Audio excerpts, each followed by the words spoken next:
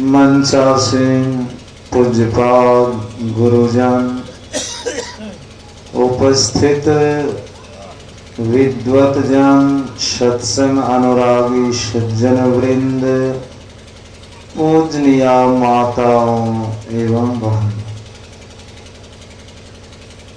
परमाराध्य सदगुरु महाराज की असीम कृपा से हम लोग अपराह्न कालीन स्तुति विनती के पश्चात रामचरितमानस सार सटीक सप्तम सोपान उत्तरकांड और महर्षि में ही उपदेशामृत और उपदेशक कैसा होना चाहिए, इन सभी ग्रंथों से पाठ श्रवण की।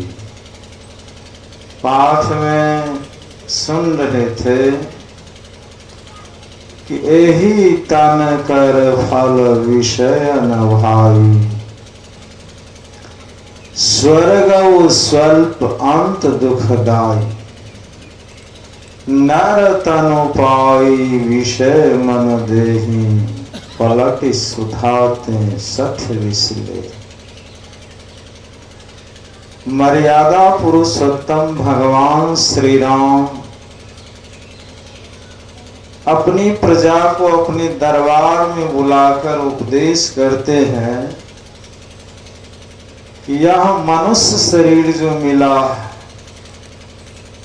पंच विषय को भोगने के लिए नहीं मिला है। यह मनुष्य शरीर स्वयं को ईश्वर बनाने के लिए मिला है, आत्म साक्षात्कार करने के लिए मिला है।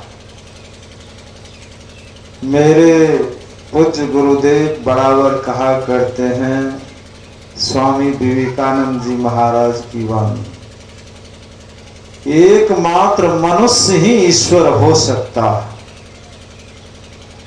ओनली मैन बिकम गॉड, एकमात्र मनुष्य ही ईश्वर हो सकता है। इसलिए इस शरीर को पाकर विषय भोग में खपा देना मनुष्यता नहीं। परमाराध्य अपने प्रवचन में कहते हैं कि इस शरीर को विषय भोग में फंसाकर नरक मत बनाओ। इस शरीर को चाहे शिवालय देवालय बना लो, चाहे पाखाने का घर बना लो, यह तुम्हारे ऊपर निर्भर है। इसको शिवालय देवालय बना लेना है। सुनते हैं ना आरती में कि आरती तन मंदिर में कीजिए। यह शरीर परमात्मा के द्वारा बनाया गया मंदिर है और इस शरीर को परमात्मा बना करके इसमें स्वयं प्रतिष्ठित हो गए। बाहर का जो मंदिर है उस मंदिर को तो किसी मनुष्य ने बनाया और उसमें जो मूर्ति है उस मूर्ति को भी किसी मनुष्य ने बनाया है, लेकिन इस मनुष्य रूपी मूर्ति को परमात्मा ने बनाया है और इस मनुष्य रूपी मूर्ति को परमात्मा ने बनाकर इसमें स्वयं इसके अंदर में प्रतिष्ठित हो गए।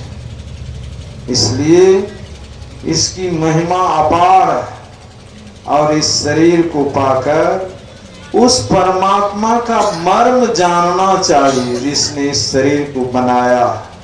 संत कबीर साहब कहते हैं कि हरि दर्जी का मर्म न पाया, जिन यह चोला जब बनाया। जिसने इस शरीर को बनाया उसका यदि हम मर्म नहीं जाने, उसके बारे में हम नहीं जान पाए, तो फिर इस शरीर को पाने का क्या फल है। इसलिए यही तन कर फल विषय न भाई, स्वर्ग स्वल्प अंत दुखदाई। स्वर्ग भी जाएंगे तो अंत में दुख होगा। मेरे पूज्य गुरुदेव अमृत संचयन में भगवान बुद्ध की एक कहानी दी है कि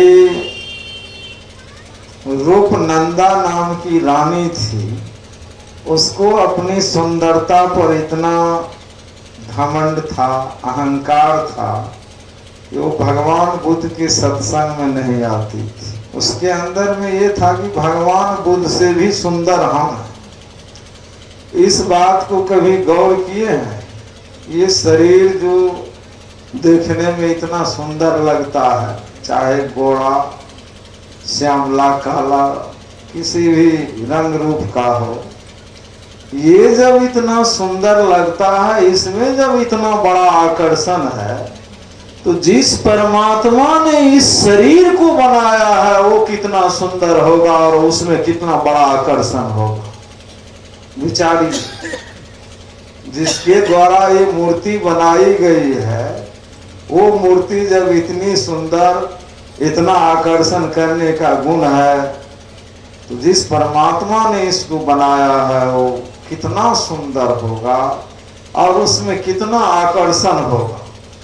एक बार उस सुंदरतम को और उस आकर्षण करने वाले को देखने का प्रयत्न करना चाहिए। तो मैं कह रहा था कि रूपनंदा की दासी सत्संग में आती थी, लेकिन रूपनंदा जो महारानी थी वो नहीं आती थी। राजा भी सत्संग में आते थे, रानी भी दासी भी सत्संग सुनाती थी अपने महारानी को, राजा भी सुनाते थे, लेकिन सत्संग में आती ही नहीं थी। गुरु महाराज प्रवचन में कहते हैं कि आपके मन में यह हो कि कब जाए सत्संग में, कब जाए सत्संग में, तो आपका मन पापी नहीं है, आपका मन पुण्यात्मा है। और जिसका मन सत्संग में जाने से कतराता है, उसका मन पापी है, कि आपके द्वारा किया गया पाप कर्म ही आपको सत्संग में जाने नहीं देता है। और इतने लोग जो आए हुए हैं, आप साधारण नहीं, आपके द्वारा किया गया पुण्य आपको यहाँ सत्संग में लाया। तो रूपनंदा को एक दिन राजा जबरदस्ती रथ पर बैठाकर दासी के साथ सत्संग में भेज दी। देखिए पहुंचे हुए संत भगवान बुद्ध की महिमा।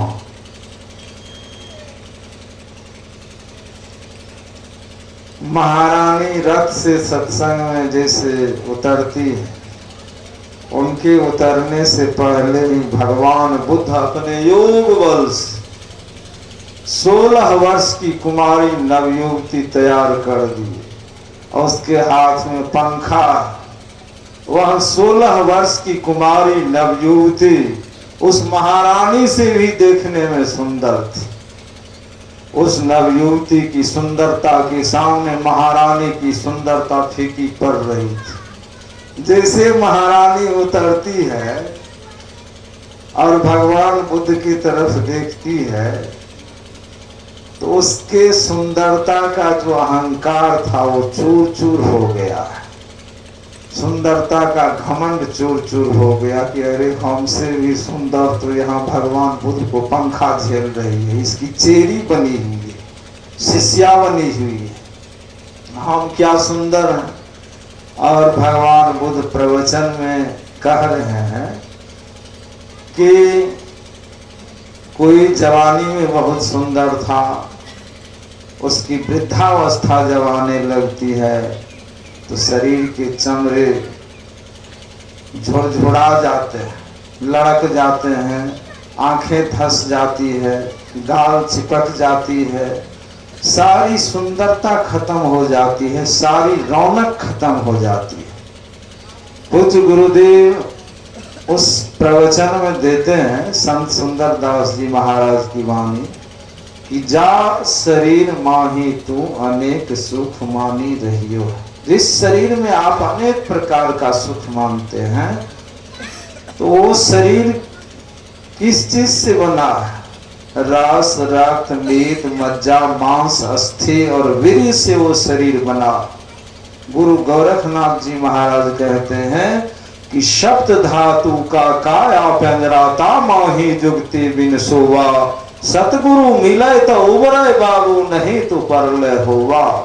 आवे संगे जाई अकेला, ताथे गोरख राम रमेला। काया हंस संगी हुए आवा, जाता जोगी किन्हो न पावा। जीवत जग में मुआ समान, प्राण पुरस्कृत किया पयान। जामन मरण बहुरी वियोगी, ताथे गौरख फैलायो। गुरु गोरखनाथ जी महाराज कहते हैं, इस संसार में जीते जी मुर्दा बन जाएगी, मृतक दशा को प्राप्त कर लीजिए। ये है जीवन मुक्त होना, सभी शरीरों से मुक्त हो जाना, सभी शरीरों को त्याग देना जीते जी। तो संत सुंदरदास जी महाराज कहते हैं, हारन की मुख, हारन की नाक, हारन का हाथ पैर, हारन की नली है। ये हार से बना हुआ है, चाम मांस हड्डी खून से बना हुआ है। सुन रहे थे ना अभी, शब्द धातु का काया पंजराता माही जुगति बिन सोवा। ये काया शरीर रूप पिंजरा सात धातु से बना है। जब तक पहुंचे हुए संत सदगुरु की सदयुक्ति आपको नहीं मिल रही है, तब तक जीव सोया हुआ है।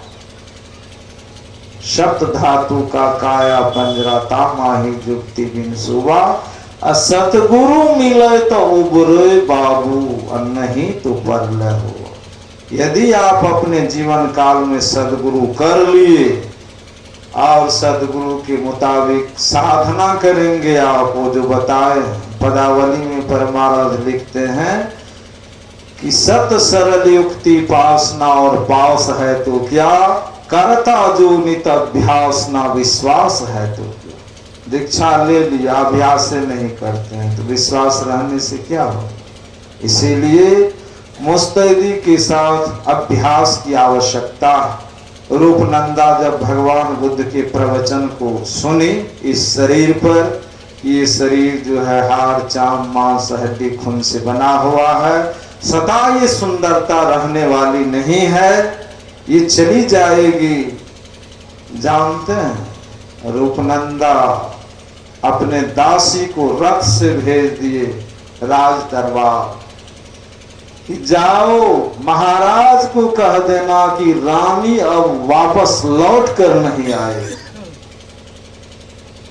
भगवान बुद्ध जैसे त्यागी वैरागी पहुंचे हुए संत का जब दर्शन हुआ उस महारानी को, तो देखिए त्याग हो गया। कभी नहीं सत्संग सुनी थी, आई है तो देखिए तुरंत समझ गई सत्संग को। सुनने के बारे में पूज्य गुरुदेव से सुन रहे थे ना, तीन मूर्ति के बारे में। थोड़े देर तो सुनी, सुनने के साथ अपने दासी को भेज देती है कि जाओ महाराज को कह देना कि रानी अब वापस नहीं आएगी, रानी आज संन्यास धारण करेगी, भगवान बुद्ध की शिष्या बनेगी। संसार से मैं त्याग और वैराग्य ले रहा। और आरती के बाद सत्संग समापन के बाद रानी जो है रूपनंदा भगवान बुद्ध से संन्यास दीक्षा ले लेती है, संन्यासिनी बन गई, सदा के लिए संसार को त्याग दी। इस संसार के विषय भोग में फंसकर इस शरीर को नरक नहीं बनाना है, इसको देवालय शिवालय ये परमात्मा का मंदिर इसको बना देना है। तो सुनते तो है हम लोग भी, रूपनंदा के सुनने में हम लोगों के सुनने में कितना फर्क है। मेरे पूज्य गुरुदेव कहा करते हैं, सत्संग में भी सुनते हैं बराबर। आज देखिए पढ़े लिखे लोगों के लिए ही हर एक संस्था में सीसीटीवी कैमरा लगाया गया। पढ़े लिखे लोगों के लिए ही मोबाइल से हाजिरी बनने लगी है, अंगूठा देना पड़ गया है पढ़े लिखे लोग इतने नमक हराम हो गए कि सरकार का वेतन वो जनता की खून का चौंसा हुआ पैसा तो वेतन में लेता है, लेकिन ये समय का पालन नहीं करता है, समय से ड्यूटी नहीं करता है। इतनी व्यवस्था होने के बाद भी ये चोरी कर लेता है। भैंसवार के लिए, गाय चराने वाले के लिए सीसीटीवी कैमरा कहीं लगा है बाधवन में, लेकिन इन पढ़े लिखे विद्वानों के लिए देखिए इतनी व्यवस्था होने के बाद भी ये चोरी नहीं छोड़ना चाहता, ये भ्रष्टाचार नहीं छोड़ना चाहता। ये भ्रष्टाचार, ये चोरी सत्संग से ही दूर होगा, जब सत्संग को हृदयंगम करेंगे तब। और राजन बाबू के लिए गुरु महाराज से प्रार्थना करता हूँ कि राजन बाबू की जीवात्मा को गुरु महाराज शांति, सदगति, कल्याण प्रदान करेंगे। और हमारे गौरव जी युवा हैं, गुरु महाराज प्रवचन में कहते हैं कि युवाओं को जब मैं धर्म का आचरण करते हुए देखता हूँ तो मुझे बड़ी प्रसन्नता होती है कि बिल्कुल तन्मयता पूर्वक सत्संग की व्यवस्था में ये लगे। ऐसा युवा जरूर इस देश को चाहिए। स्वामी विवेकानंद जी महाराज कहते हैं कि 100 युवा हमको ऐसा मिल जाए कि जिसकी हड्डी लोहे की हो, नस इस्पात की हो, तो मैं भारत का, विश्व का कायाकल्प कर दूंगा। बोलिए प्रेम से श्री सद्गुरु महाराज की जय।